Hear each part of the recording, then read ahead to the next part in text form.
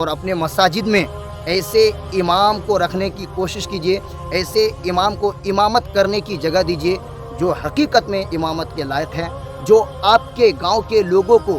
دین کی تعلیم دے سکے،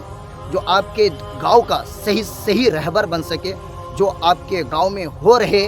بچوں کے اوپر ظلم کے بارے میں بول سکے۔ مدرسے میں اگر پڑھائی نہیں ہوتی ہے تو مدرسے کو کیسے صحیح طریقے سے چلایا جائے، وہ باتیں آپ کے گاؤں والے کو بتا سکے۔ السلام علیکم دوستو، کل کا میرا یہ ویڈیو جس کو آپ لوگوں نے بہت ہی زیادہ پیار دیا، بہت ہی زیادہ پسند کیا، جہاں دوستو اس ویڈیو میں نے بتایا تھا ایک امام صاحب کے بارے میں، اور وہ اس امام صاحب کے بارے میں کہ جس کو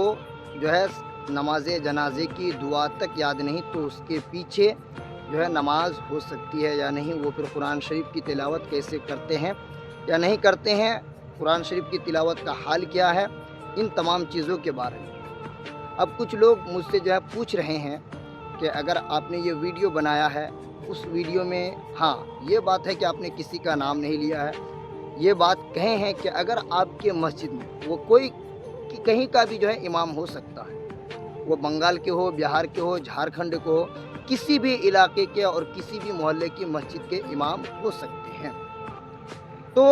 اگر اس امام میں یہ خامیاں ہے تو مقتدی کو دھیان دینا چاہیے۔ مقتدی حضرات جو ہے ان باتوں کا دھیان دیں کہ جن کو نماز جنازے کی دعا پڑھنا نہیں آتا، جن کو جو ہے قرات کرنا نہیں آتا، اگر ہم ان کے پیچھے جبرن نماز پڑھ رہے ہیں تو ہماری نماز ہوتی ہے کہ نہیں۔ تو میں کہنا چاہوں گا کہ دیکھیے اس ویڈیو میں نے کسی کا نام نہیں لیا یا کسی گاؤں کا ذکر نہیں کیا ہے، کسی محلے کا ذکر نہیں کیا ہے۔ ہاں اگر کسی کو یہ ویڈیو دیکھ کر یہ لگ رہا ہے کہ مجھ میں یہ خامی ہے، یا پھر اس ویڈیو کو دیکھ کر ان کو غصہ آ رہا ہے، اگر وہ کسی مسجد کے امام صاحب ہے اور ان کو یہ ویڈیو دیکھ کر غصہ آ رہا ہے، تو میں اپنی طرف سے معافی چاہوں گا کہ میرا ویڈیو دیکھ کر آپ کو غصہ آیا، لیکن یہ بھی بات کہنا چاہوں گا اور آپ کو جو ہے یہ صلاح دینا چاہوں گا کہ دیکھیے حضرت، اگر آپ میں یہ خامی ہے تو آپ کسی اچھے حافظ کے پاس یا وہ جو قرآن شریف کو اچھے سے پڑھتے ہیں ان کے پاس ٹیوشن ضرور لے لیں، ان سے جو ہے آپ اپنی اصلاح ضرور کرا لیں تاکہ آپ قرآن شریف صحیح سے پڑھ سکیں، اور اگر آپ قرآن شریف صحیح سے پڑھیں گے تو آپ کے پیچھے جو مقتدی حضرات نماز پڑھیں گے ان کی بھی نماز صحیح ہوگی اور آپ کی بھی نماز صحیح ہوگی اور آپ کے اوپر کوئی فتویٰ بھی نہیں لگے۔ ہاں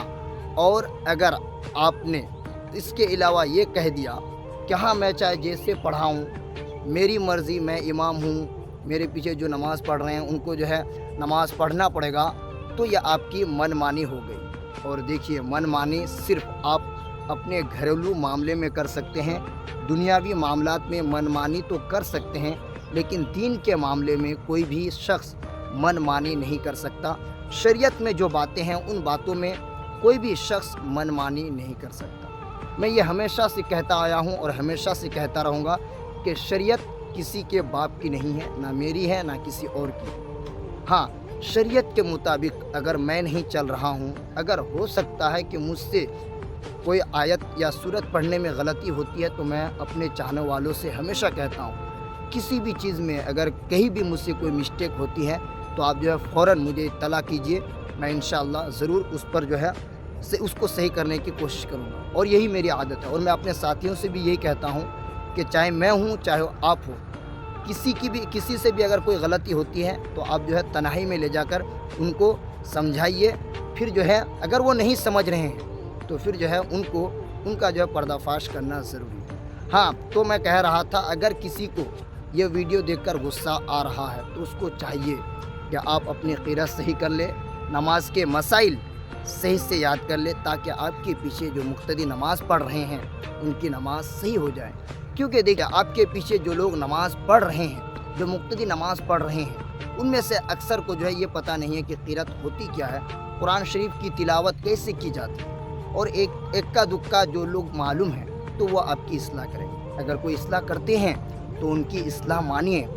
اور اگر وہ کہتے ہیں کہ آپ نے یہاں غلط پڑھا تو قرآن شریف کھول کر دیکھیے، یا ان کو کہیے کہ حضرت اگر میرے پڑھنے میں غلطی ہو گئی ہے تو آپ کیسے پڑھتے ہیں وہ بتا دیجیے۔ تو میں आप लोगों से फिर ये गुजारिश करना चाहूँगा कि आप इस वीडियो को भी ज़्यादा से ज़्यादा शेयर ज़रूर कीजिएगा, ताकि उन लोगों तक फिर ये वीडियो पहुँच जाए जिसमें ये खामियां पाई जाती हैं, तो वो सही करेंगे।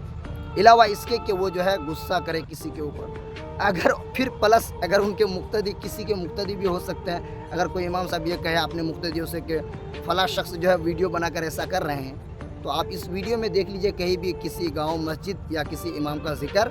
नहीं है। तो इसके अलावा भी अगर कोई ऐसा कहते हैं तो उसके लिए जो है वो बहुत बड़ी गलत फहमी में है। और मैं बार बार यही कहना चाहूँगा कि अगर आप गलत है तो कहीं पर भी जो है आप अगर कोई उस बारे में बोल रहे हैं तो वो आपको लगेगा कि मैं ही हूँ। अगर मुझे जो है अलहम्दुलिल्लाह पढ़ना नहीं आता है और अगर कोई शख्स, मैं जैसे यहाँ खड़ा हूँ अभी बंगाल में, कोई बिहार में इस बारे में बोल रहे हैं कि कोई जो है अलहम्दुलिल्लाह पढ़ना अगर नहीं जानता है, जिस तरह कुरान शरीफ के एक हरफ को पढ़ने में 10 नेकियां मिलती है, तो अल्हम्दुलिल्लाह अगर आप गलत पढ़ते हैं तो अगर आपने गलत पढ़ा तो गलत पढ़ने की जो है आपके ऊपर सज़ा भी जो है आयद की जाएगी, आपको जो है गुनाह भी मिलेगा। तो वो बात मुझे भी जो है लगेगी कि नहीं, शायद मेरे बारे में ही बोल रहे हैं। तो जो खामी जिसमें है वो दिखेगी, चाहे सोशल मीडिया के ज़रिए हो, चाहे किसी ऑफलाइन के ज़रिए हो, चाहे ऑनलाइन के ज़रिए हो। तो जहाँ दोस्तों इस वीडियो को ज़्यादा से ज़्यादा शेयर कीजिए और अपने मसाजिद में ऐसे इमाम को रखने की कोशिश कीजिए, ऐसे इमाम को इमामत करने की जगह दीजिए जो हकीकत में इमामत के लायक है, जो आपके गांव के लोगों को दीन की तालीम दे सके,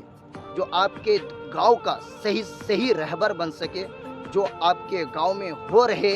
बच्चों के ऊपर जुल्म के बारे में बोल सके। मदरसे में अगर पढ़ाई नहीं होती है तो मदरसे को कैसे सही तरीके से चलाया जाए, वो बातें आपके गांव वाले को बता सके। ऐसे जो है आप इमाम ढूंढने की कोशिश कीजिए और ऐसे इमाम को रखने की कोशिश कीजिएगा। खुदा हाफिज़।